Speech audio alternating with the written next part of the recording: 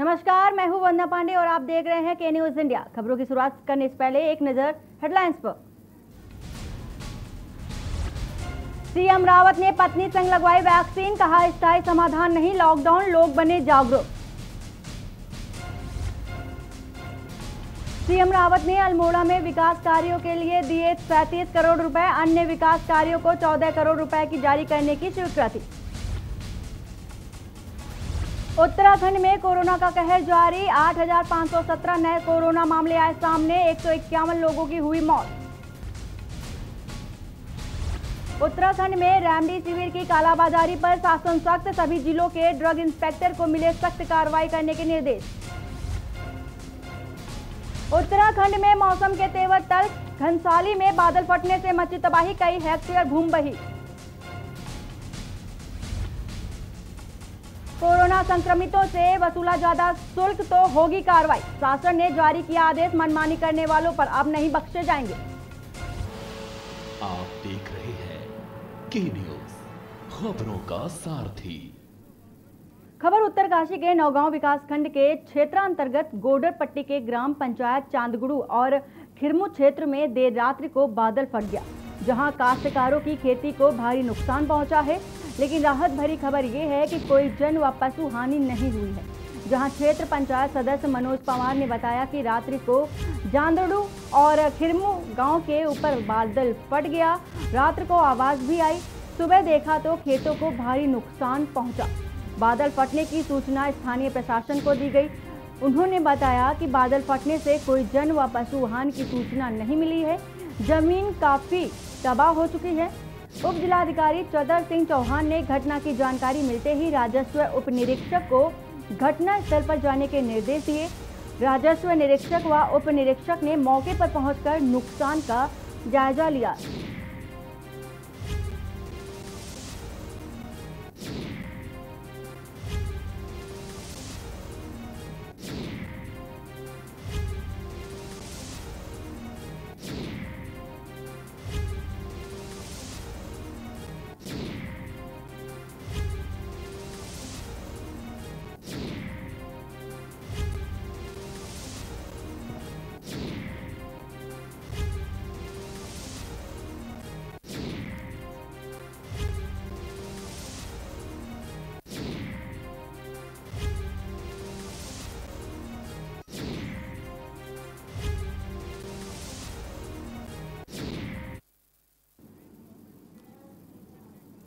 मुख्य सचिव ओम प्रकाश ने वीडियो कॉन्फ्रेंसिंग से आदेश के विभिन्न प्राइवेट अस्पतालों के उच्चाधिकारियों से वीडियो कॉन्फ्रेंसिंग के माध्यम से बात कर उनकी समस्याओं के विषय में बात की। उन्होंने प्राइवेट अस्पताल संचालकों को ऑक्सीजन और रेमडेसिविर की आपूर्ति का आश्वासन देते हुए कहा कि ऑक्सीजन की आपूर्ति बढ़ाए जाने के लिए लगातार प्रयास किए जा रहे हैं। उन्होंने कहा कि रेमडेसिविर के लिए उपलब्ध कराए गए फॉर्मेट में प्रतिदिन का डाटा उपलब्ध कराया जाए ताकि आवश्यकता के अनुसार रेमडेसिविर उपलब्ध कराई जा सके। मुख्य सचिव ने इससे पहले वरिष्ठ अधिकारियों के साथ वीसी करते हुए कालाबाजारी पर लगाम लगाने और बॉर्डर पर सख्त चेकिंग नियम अपनाने जैसे कई निर्देश दिए।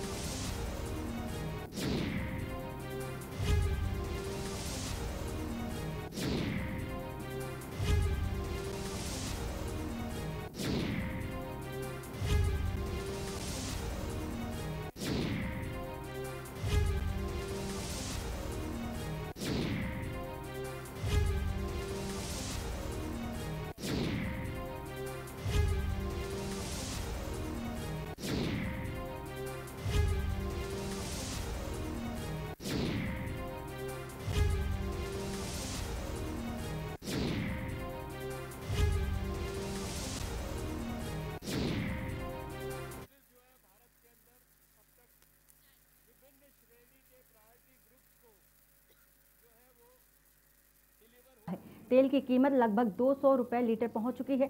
उसके बावजूद सरसों के तेल में मिलावट हो रही है। गरीब आम जनता की कमर टूट चुकी है, लेकिन लोग मिलावट करने से बाज नहीं आ रहे। आपको बताते चले कि ताज़ा मामला सितारगंज क्षेत्र का है, जहां पर सरसों के तेल में मिलावट की शिकायत के बाद संयुक्त टीम ने सितारगंज शहर के खटीमा रोड स्थित एक गोदाम में छापेमारी कर तेल के नमूने जांच के लिए उठाए। गोदाम से टीम को एक्सपायरी डेट के दिन मिले हैं। फूड निरीक्षक आशा आर्य ने बताया कि थोक विक्रेता के गोदाम में सरसों के तेल कई ब्रांड मिले हैं। एक्सपायरी तिथि के दिन फुटकर विक्रेताओं ने उसे वापस किए हैं जो सुरक्षित हैं। टीम ने सरसों तेल के नमूने जांच के आदेश उठाए हैं।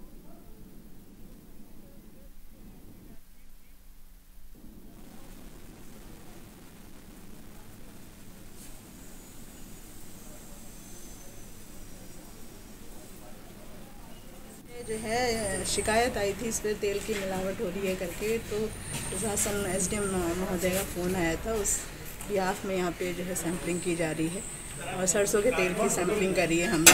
साथ ही जो ख़राब तेल था उसको फिटवाया भी गया है। बाकी एक्सपायर है ये, इसको भी अलग करवाया गया। खबर उत्तरकाशी से है, जहां मौसम में फिर बदली करवट। तो उत्तरकाशी के कई क्षेत्रों में चमके बारिश।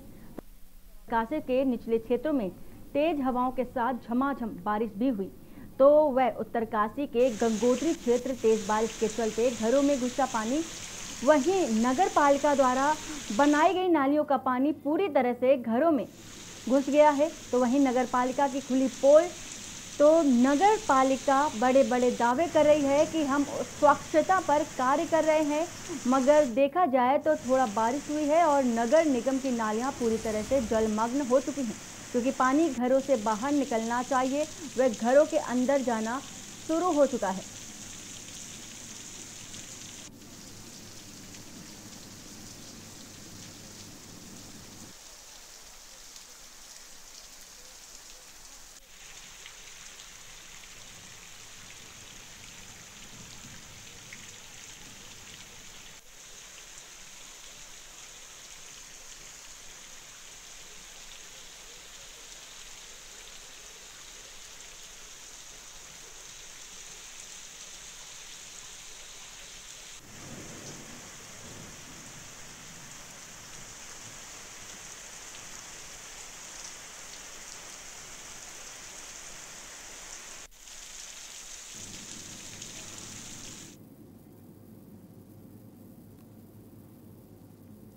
जहां देश कोरोना वायरस की महामारी से जूझ रहा है, तो वहीं निजी अस्पताल जमकर मनमानी कर रहे हैं और मरीजों को गिद्ध की तरह लूट रहे हैं। संकट की घड़ी में जहां हर कोई एक दूसरे की मदद कर रहा है, तो वहीं निजी अस्पतालों में मदद करना तो दूर बल्कि मरीजों को कमाई का जरिया बनाकर मनमाने तरीके से पैसे वसूल रहे हैं। यही नहीं, मरीजों के उपचार के लिए जिन डॉक्टरों की नियुक्ति की गई है, वो भी मरीजों का उपचार करने के बजाय निचले कर्मचारियों से उनकी देखरेख करा रहे हैं, जिससे मरीजों का ठीक से उपचार नहीं हो पा रहा है और मरीजों को अपनी जान गंवानी पड़ रही है। यही नहीं, जिन मरीजों को सरकारी अस्पताल से रेफर किया जा रहा है, काशीपुर में इस तरह के मामले सामने आने के बाद हरकत में आए प्रशासन ने कई अस्पतालों में छापेमारी की, जिसमें एक निजी अस्पताल के विरुद्ध मुकदमा भी दर्ज किया गया है।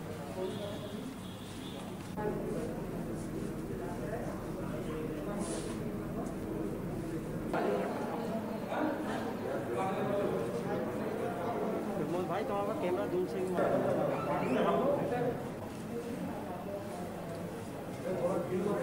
कंप्लेंट्स रिसीव हो गए कि हॉस्पिटल से बहुत ज़्यादा स्तर पे चार्जेस लिए जा रहे हैं और केयर कुछ नहीं ली जा रही है। इसी के कारण गवर्नमेंट के रूल्स एंड दिशा निर्देशन पे ये कार्रवाई की गई और ये फिजिकली वेरीफाई किया गया कि इनको एक्चुअली कितनी बिलिंग की जा रही है और जो पेशेंट एडमिट है वो एक्चुअली एडमिट है और उसमें कुछ डिफरेंसेस भी पाए गए। ये देख रहे हैं कि मरीज की पूरी निगरानी, पूरा ध्यान रखा जा रहा है और ऊपर से गाइडलाइंस में जो इन लोगों को शुल्क दिए गए कि इस शुल्क के हिसाब से इनसे चार्ज किया जाए और इसमें ये लोग मनमानी तरीके से इन लोगों से बिलों को पैसा लिया जा रहा है।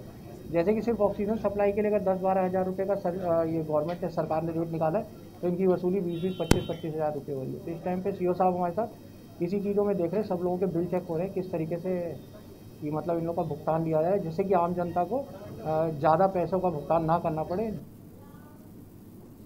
नैनीताल हाईकोर्ट ने किसानों की फसल का भुगतान नहीं करने को गंभीरता से लिया है। कोर्ट ने कृषि सचिव को अवमानना और नोटिस जारी कर 3 सप्ताह में जवाब दाखिल करने के निर्देश दिए हैं। गुरुवार को न्यायाधीश न्यायमूर्ति मनोज कुमार तिवारी की एकल पीठ में किसान नेता डॉक्टर गणेश उपाध्याय की अवमानना याचिका पर सुनवाई हुई।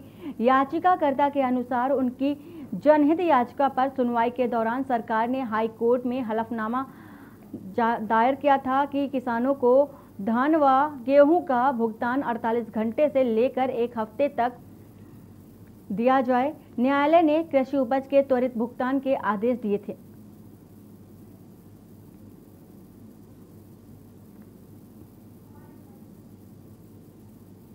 मेरे द्वारा नैनीताल हाई कोर्ट के सिंगल बेंच में एक याचिका अवमानना का न्यायालय ने उत्तराखंड के कृषि सचिव को हरवंश सिंह चुग को अवमानना का नोटिस जारी करते हुए 3 हफ्ते के अंदर अवमानना का जवाब दाखिल करने के लिए कह रखा है, क्योंकि मेरे द्वारा जनहित याचिका में पूर्व में भी धान गेहूं के भुगतान 48 घंटे से 1 हफ्ते के अंदर करने की बात कही गई थी। सरकार ने लिखित तौर पे दिया था, लेकिन आज गेहूं 2 महीने हो चुके हैं गेहूं का तोलना और 25 दिन से भुगतान नहीं हो पाया है, जिसमें लगभग 100 करोड़ और धान का विगत 7 माह से 21 करोड़ का नहीं हुआ है।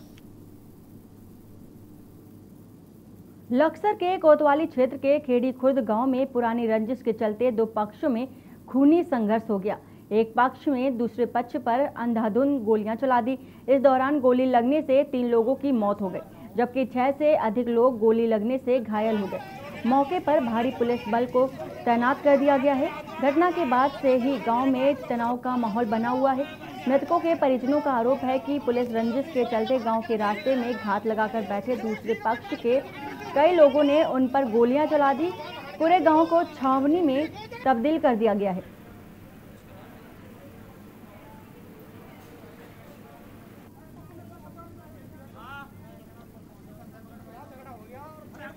ऐसा हो रहा, मैं घबराया, मैं तो कुछ बता भी नहीं पानेगा। मेरा तो नौजवान लड़का था, वो इन्होंने पर ही मार दिया। एक पोता था, दूसरा भतीजा था, और होर कभी गोली लग रही। बोला जी दफन करा का आ रहे थे, कुछ न 2 पर मार दिए, कुछ यहाँ पप्पन के घर में ये आदमी आए थे।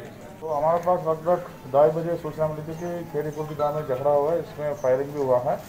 इसमें 2 लोग जो है गंभीर रूप से घायल है, हॉस्पिटल का रेफर किया गया है करके। तुरंत हमारा सभी उच्च अधिकारी घटनास्थल पर पहुंच गया था, हम भी पहुंच गए थे। अभी सूचना मिली कि 3 लोगों की इसमें डेथ हो गई, बाकी लोगों का घायल का उपचार हो रहा है। अभी जो है इनसे हम पूछताछ कर रहे हैं और इनसे पैर लेकर मुद्दा काम करके आवश्यक कार्रवाई करेंगे। देश में लगातार कोरोना संक्रमित की संख्या तेजी के साथ बढ़ रही है, जिसके चलते सरकार ने नई गाइडलाइन जारी कर 10 मई तक लॉकडाउन लगाने की घोषणा की है। लॉकडाउन के चलते रोजमर्रा की इस्तेमाल होने वाली चीज़ों की भी दामों में भारी बढ़ोतरी हो गई है, जिससे लोगों को काफ़ी परेशानी का सामना करना पड़ रहा है। खासकर कोरोना महामारी के चलते दवाइयों के रेट तेजी के साथ बढ़ने से पीड़ित लोगों की समस्या और बढ़ गई है। ऐसे हालात में अपने परिजनों का इलाज कराने के लिए भी लोगों को खासी मशक्कत करनी पड़ रही है। दवाइयों में भारी बढ़ोतरी के कारण लोगों में खासा रोष भी है। वहीं मेडिकल स्वामियों को महंगी दवाई मिलने पर परेशानी का भी सामना करना पड़ रहा है, जब अस्पतालों में कोरोना महामारी के चलते लोगों की भारी भीड़ भी बनी हुई है।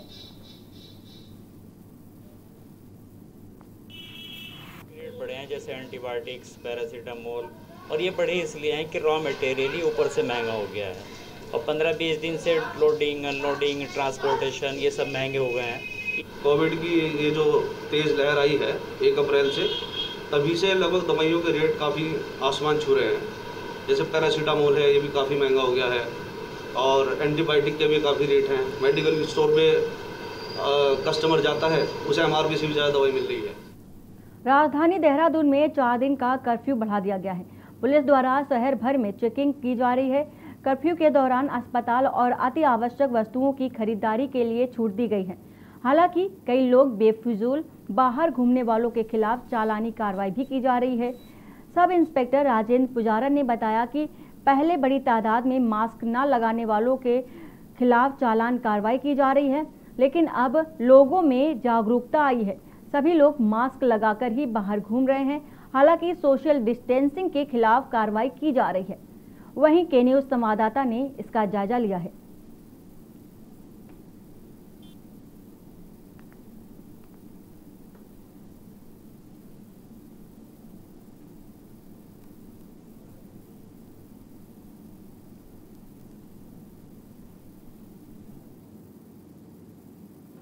नैनीताल के उच्च स्तरीय प्राणी उद्यान में सावधानी बरती जा रही है।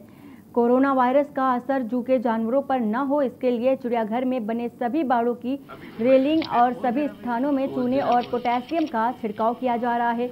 इसके अलावा पशु पक्षियों की देखभाल के लिए भी पुख्ता इंतजाम किए जा रहे हैं। उच्च श्रेणी प्राणी उद्यान नैनीताल का एक मुख्य पर्यटक स्थल है और यहाँ कई प्रकार के उच्च स्तर पर पाए जाने वाले जीव जंतु के दीदार करने के लिए भारी संख्या में पर्यटक पहुँचते हैं।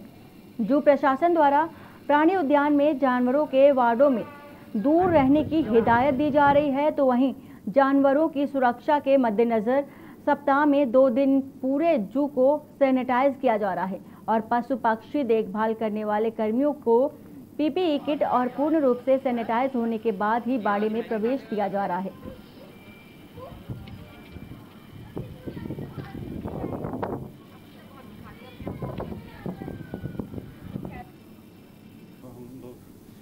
सैनिटाइज कर रहे हैं और जैसे फूड दिया जा रहा है एनिमलों को, तो वहाँ पर हम लोग प्रिकॉशन बरत रहे हैं। वो प्रॉपर अपना किट पे प्रॉपर पीपी किट पहनी है, उनने मास्क और हैंड सैनिटाइज करके और जो ग्लव्स हैं उनको पहन के अपने वो एनिमल के वहाँ पर ऑपरेट कर रहे हैं। हमारे कार्निवोरस एनिमल्स है, चाहे वो टाइगर है चाहे लेपर्ड्स है, तो उसके लिए विशेष हम ये चीज़ कर रहे हैं ताकि जो हमारे कीपर्स है अगर बाड़े में जाने से पहले अपने को सैनिटाइज करें, ग्लव्स पहने, पीपी किट पहन के, मास्क पहन के, तो उस तभी इंटर करें उसको खाना देने के लिए। और इसके साथ ही हम उसके इम्यूनिटी ज़्यादा अच्छी हो उसके लिए हम फीड सप्लीमेंट और विटामिन वगैरह प्रोवाइड करा रहे हैं। खबर रुड़की के झबरेड़ा थाना क्षेत्र के अंतर्गत ग्राम टिकोला से है, जहां एक पीड़ित परिवार ने गांव के ही योगेंद्र नामक युवक से अपनी जान माल की सुरक्षा की गुहार लगाई है। साथ ही धोखाधड़ी कर जमीन हथियाने का भी आरोप लगाया है। बता दें कि बीते 1 मई के दिन जोगिंदर अपने दर्जनों साथियों के साथ उनकी जमीन पर आया और उनकी खड़ी फसल पर रोटर चलाकर उसे नष्ट कर दिया। पीड़ित परिवार का कहना है कि इस घटना से पूरा परिवार सदमे में है और एक भय की जिंदगी जी रहे हैं। उनका कहना है कि उक्त व्यक्ति एक दबंग व आपराधिक प्रवृत्ति का व्यक्ति है और वह ऐसी कोई भी घटना उनके साथ कर सकता है जिससे कि उनकी जान माल का नुकसान हो। इसलिए पीड़ित अपने व अपने परिवार की सुरक्षा की मांग कर रहा है।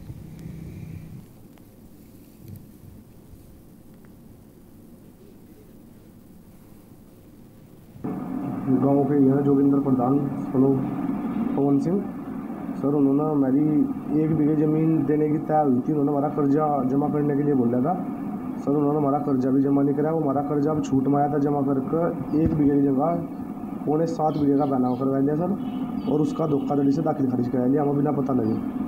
और सर उसमें दाखिल खारिज कराया गया और सर अब दबंगई से कब्जा लेना आ गया सर। और मेरे खड़े गेहूँ उसमें खड़ी फसल थी सर, गेहूँ की वो बह दी सर। क्या दबंग आदमी सर जबरदस्ती सर, और भी 10-20 लोगों को लेकर सर हथियार बंद आया वहाँ और मेरे गेहूँ बह दी सर। और यहाँ वक्त हो चला एक छोटे से ब्रेक का, जल्द हाजिर होते हैं।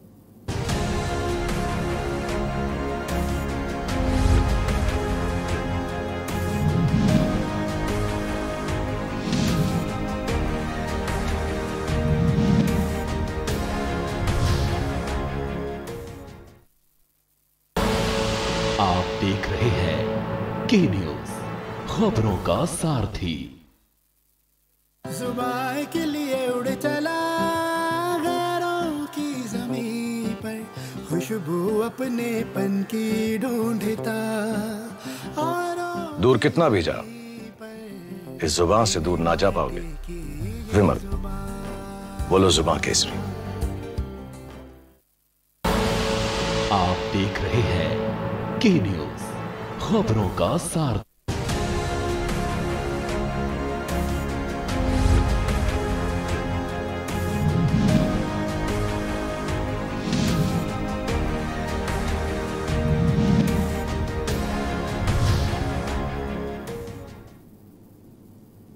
ब्रेक के बाद आपका स्वागत है। हैदराबाद में कोरोना 8 शेरों की कोरोना से मौत के बाद पूरे देश के नेशनल पार्कों को अलर्ट कर दिया गया है। यही कारण है कि उत्तर प्रदेश के इकलौते नेशनल पार्क दुधुआ में अलर्ट जारी होने के बाद लगातार सतर्कता बढ़ती जा रही है। पार्कों में सीसीटीवी कैमरे लगाकर वन्यजीवों की गतिविधियों को रिकॉर्ड किया जा रहा है। लखीमपुर खीरी, होशंगाबाद, भोपाल, पन्ना टाइगर रिजर्व, दुधिया नेशनल पार्क में अलर्ट के साथ ही पार्कों में आवाजाही बंद कर दी गई है। टाइगर में कोरोना संक्रमण को लेकर पेश है ये खास रिपोर्ट।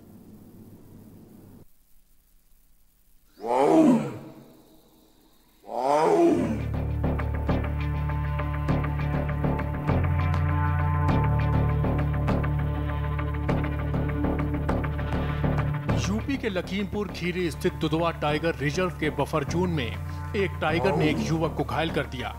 इलाज के दौरान युवक का टेस्ट कराया गया तो वह कोरोना पॉजिटिव पाया गया। युवक की रिपोर्ट सामने आने के बाद से दुधवा प्रशासन में हड़कंप मच गया। दुधवा टाइगर रिजर्व के फील्ड डायरेक्टर संजय पाठक ने बताया कि हैदराबाद में शेरों के कोरोना संक्रमित पाए जाने के बाद दुधवा टाइगर रिजर्व को अलर्ट मोड पर रखा गया है। तब से ही पार्क प्रशासन की टीमें जंगली जानवरों के स्वास्थ्य पर निगरानी कर रही हैं। जो बाघ हो, तेंदुओं या अन्य किसी जानवर में जहां ये दिख रहा हो कि वो छींक रहा हो अथवा खांसी कर रहा हो या अथवा उसके नाक से जो है कोई डिस्चार्ज निकल रहा हो, म्यूकस निकल रहा हो, या कहीं ज़मीन पे बैठा हो तो वहाँ जो है म्यूकस इकट्ठा हुआ हो, या कोई भी जानवर कमज़ोर दिख रहा हो अथवा मतलब आलस्य करता हुआ दिख रहा हो, स्लगिश दिख रहा हो, तो वैसी दशा में उसकी सूचना तत्काल उच्च स्तर को दिए जाने का निर्देश दिया गया है। और जहाँ जहाँ जरूरी स्पॉट्स हैं वहाँ कैमरा ट्रैप्स भी लगा दिए गए हैं टाइगर रिजर्व के अंदर।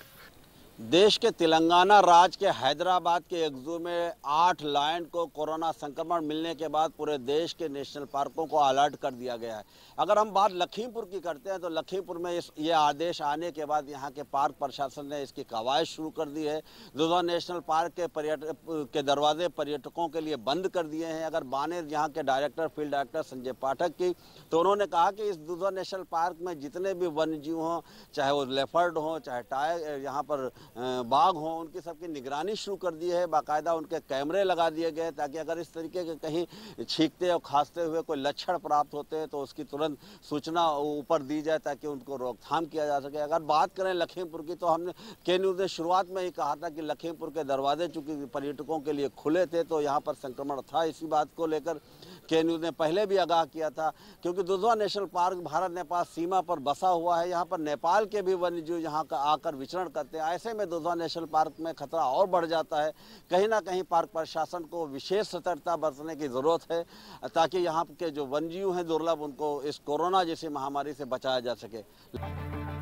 होशंगाबाद के सतपुड़ा टाइगर रिजर्व के जंगलों में जानवरों पर नजर रखी जा रही है। कोरोना संक्रमण को देखते हुए जानवरों पर एसटीआर की विशेषज्ञ टीमों को नजर रखने के लिए कहा गया है।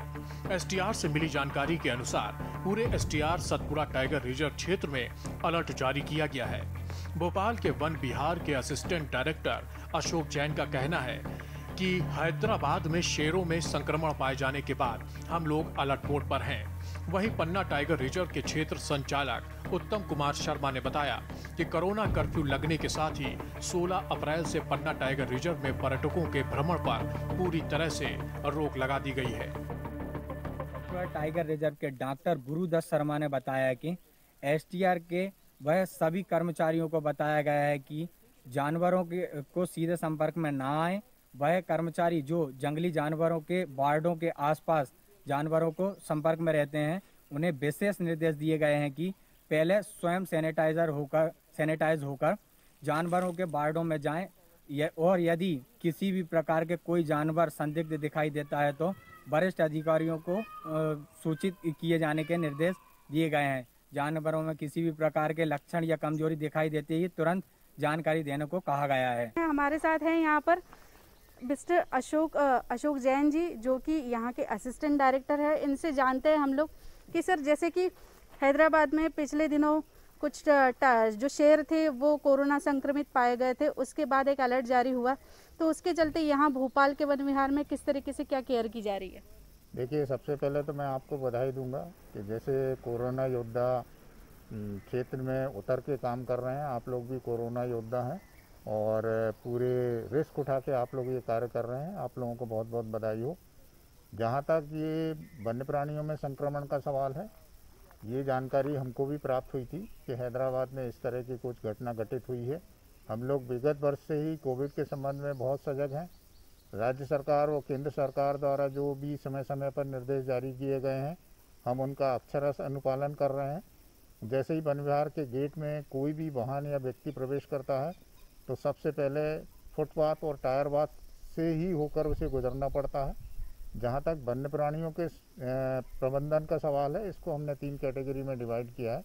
एक तो जो खाना है, उसको सबसे पहले जो खाना जो भी आता है उसको हम गर्म पानी में रिंस करते हैं। रिंस करने के बाद जब वो ठंडा हो जाता है तभी वन्य प्राणियों को दिया जाता है।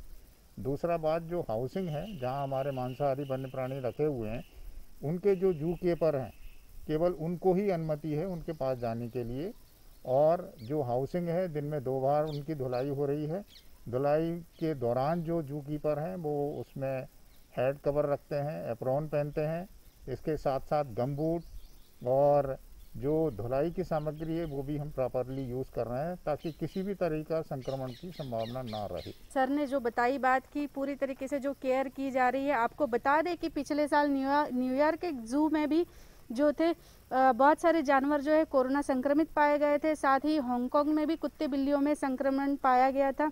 वही आज की अगर बात करें तो हैदराबाद में इस वक्त 8 शेर जो है वो संक्रमण में पाए गए हैं। ऐसे में यहाँ पर एमपी में अलर्ट मोड पे है पूरी सरकार भी, और साथ में हमारे डायरेक्टर भी। उत्तराखंड का कॉर्बेट नेशनल पार्क पूरे विश्व में मशहूर है, जहां पर हर वर्ष लाखों की संख्या में पर्यटक आते हैं। लेकिन कोरोना की वजह से पर्यटकों की संख्या में कमी आई है।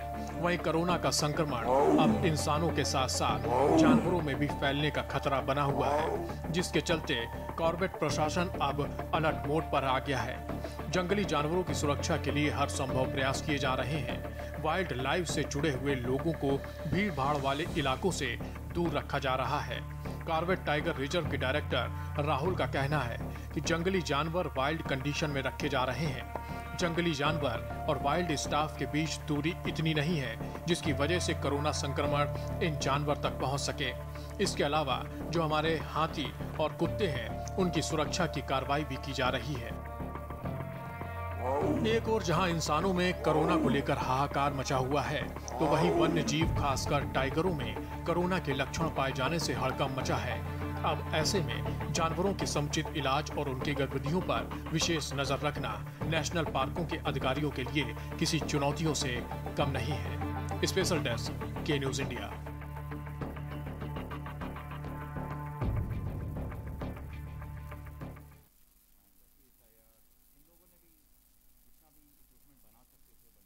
नमस्कार।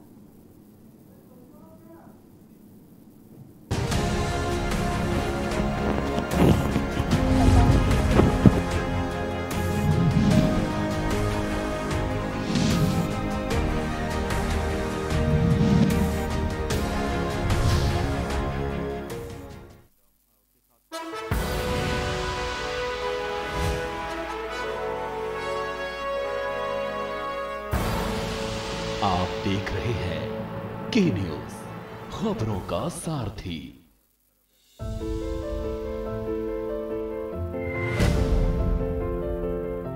जब तक आवश्यक न हो घर से न निकले। हाई रिस्क कैटेगरी से जुड़े हुए लोग जैसे 10 साल से कम उम्र के बच्चे, 60 साल से अधिक उम्र के बुजुर्ग, गर्भवती महिलाएं, 1 से अधिक बीमारियों से ग्रस्त व्यक्ति व कमजोर इम्यूनिटी वाले लोग घर से बाहर न निकलें। बगैर मास्क के घर से बाहर बिल्कुल ना निकलें। अनावश्यक भीड़ भाड़ वाली जगह पर न जाएं। व्यापारी गण मास्क एवं ग्लव्स का इस्तेमाल जरूर करें। कार्यालयों में कर्मचारियों को शिफ्ट में बुलाएं। एक बार में आधे से अधिक कर्मचारियों को न बुलाया जाए। फील्ड में तैनात अधिकारी एवं कर्मचारी मास्क एवं ग्लव्स जरूर पहने। स्वच्छता, सैनिटाइजेशन एवं फॉगिंग नियमित रूप से कराई जाए और कंटेनमेंट जोन को सख्ती से लागू किया जाए। रात्रि कर्फ्यू का पालन करें। कोरोना की लड़ाई में शामिल योद्धाओं का सहयोग एवं सम्मान करें। कोरोना की लड़ाई के लिए आवश्यक जीवन रक्षक दवाओं एवं ऑक्सीजन इत्यादि का अनावश्यक भंडारण न करें। अफवाहों से बचें। 18 वर्ष से अधिक आयु के नागरिक 1 मई 2021 से निशुल्क टीकाकरण करा सकेंगे। आइए टीकाकरण के इस महाअभियान में हम सभी अपना योगदान दें। 28 अप्रैल 2021 से पंजीकरण शुरू। घबराने की नहीं है बात, सरकार खड़ी है साथ। और खुशबू में झूम के भाई लेके आए गोल्डी मसाले, खुशबू और स्वाद ऐसा तो रिश्तों में गुस्सा कैसा। खुदी को आजमाया है तो ये अंदाज आया है, खुदी को आजमाया है तो ये अंदाज आया है। तुम में भी मैं हूँ शुद्ध प्लस पान मसाला।